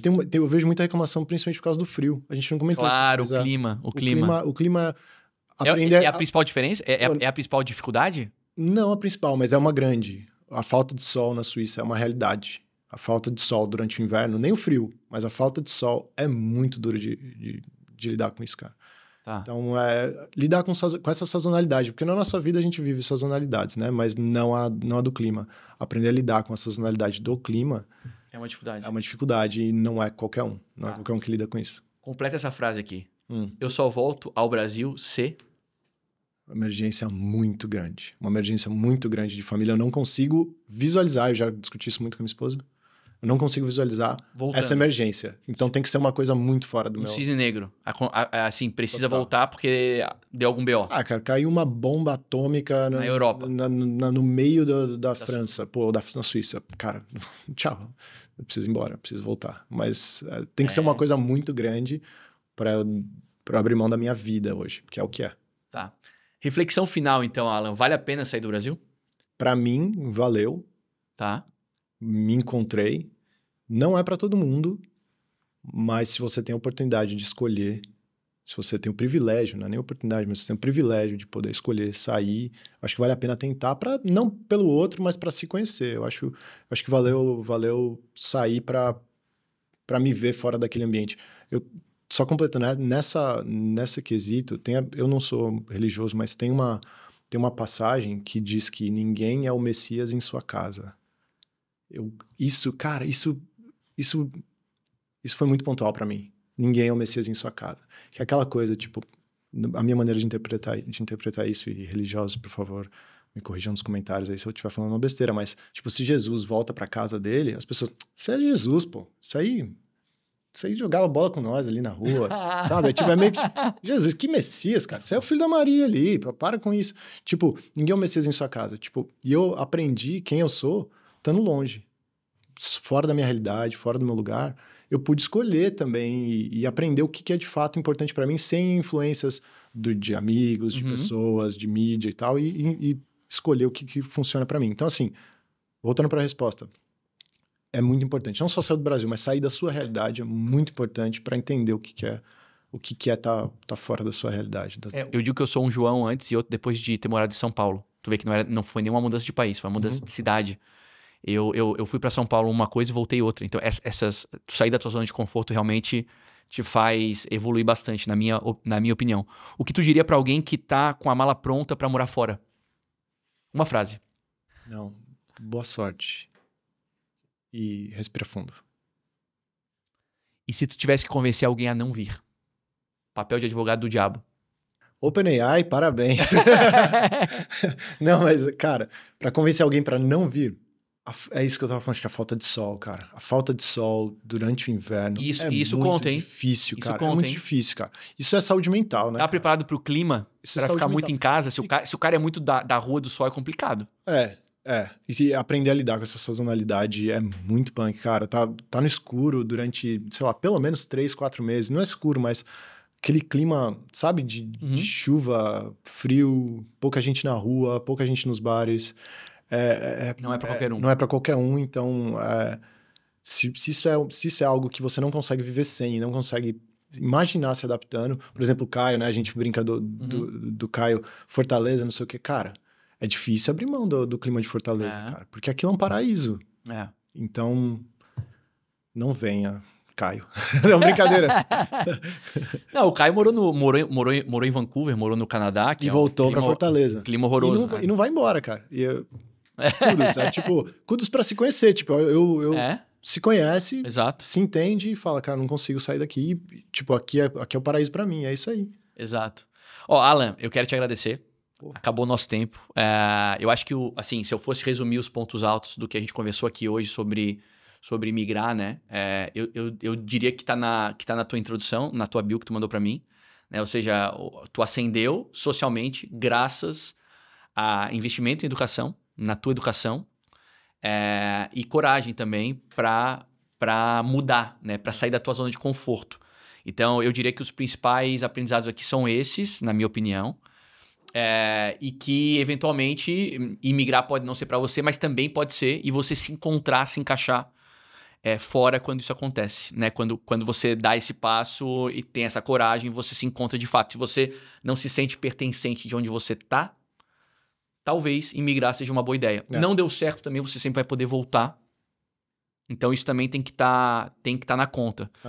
Eu quero, em primeiro lugar, agradecer a galera da Premium Global, que é a empresa que está possibilitando a alocação desse estúdio, que é caro. O pessoal da Premium Global é uma empresa especializada em mobilidade, especificamente para quem quer ir para os Estados Unidos. Então, se você tem vontade de imigrar, eu vou deixar na descrição do vídeo um link para você preencher um formulário. Se você for elegível ao Green Card, ao visto americano, eles vão entrar em contato com você e você pode, de repente, dar esse primeiro passo. Isso facilita muito. Na realização desse sonho. Então, se planejar é importantíssimo, eles podem te ajudar nisso. Então, agradecimento especial ao Henrique, ao Bruno, ao Ferron, que estão apoiando esse conteúdo que está sendo criado aqui. O link você vai encontrar na descrição do vídeo. Alan, muito obrigado, cara, ao teu tempo aqui, por ter trocado essa ideia. Dava para conversar mais 2, 3 horas. Quem sabe a gente faz um outro episódio no futuro. Cara, eu queria que tu deixasse a tua consideração final pra galera que tem vontade de imigrar. Qual que é o teu recado, assim? Pode mandar aqui nessa câmera. Lembrando, tudo que vocês ouviram e tudo é a minha experiência. Isso vale muito pontuar. É só a minha experiência, é só quem eu sou, é só o que eu passei e é uma realidade possível. Agora, busquem mais informação, o ETzinho lá, né? Busquem conhecimento. ET Bilu. ET Bilu, busquem mais informação, outras experiências, outras pessoas que têm uma realidade mais próxima da sua. Planejem muito. Financeiramente falando também, especialmente. Financeiramente, principalmente. Emocionalmente. Emocional, acessa onde você está no seu momento de vida. Então, não é para todo mundo, mas então, essa é só a minha experiência. Espero que ela tenha contribuído nessa estatística, nessa busca estatisticamente falando, né, de pessoas que vocês estão buscando. Espero que ela tenha contribuído e obrigado, João, pela oportunidade. Obrigado, Nos vemos no Zero Paralelo. Vocês devem ver meu nominho lá com a cara do Edward Norton socado lá. Vocês vão me ver por lá. Qualquer coisa, estamos na comunidade do Zero Paralelo. Tô muito feliz. Tô muito feliz de pertencer a essa comunidade também. Então, se quiser conversar mais sobre isso, estamos por lá. Boa. Pessoal, obrigado pelo tempo de vocês. Espero que vocês tenham gostado desse conteúdo aqui.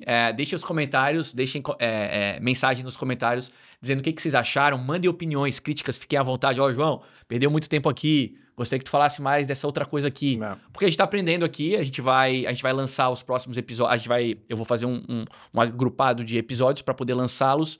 E a ideia é que depois a gente faça esses episódios ao vivo também. Seria uma evolução do que a gente está fazendo aqui agora. Então, obrigado. Um excelente dia para todos vocês. Até a próxima. Tchau.